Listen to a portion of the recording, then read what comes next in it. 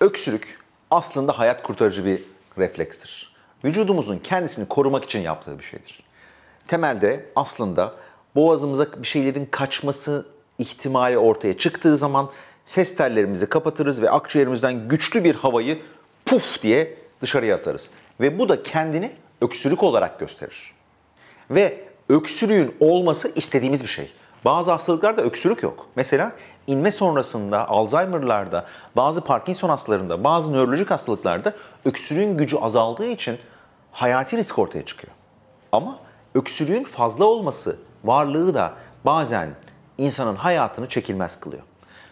Özellikle geçmeyen kuru öksürük. Yani bir akciğer problemi olmadan, bir geniz akıntısı olmadan, bir reflü olmadan ortaya çıkan bir öksürük var.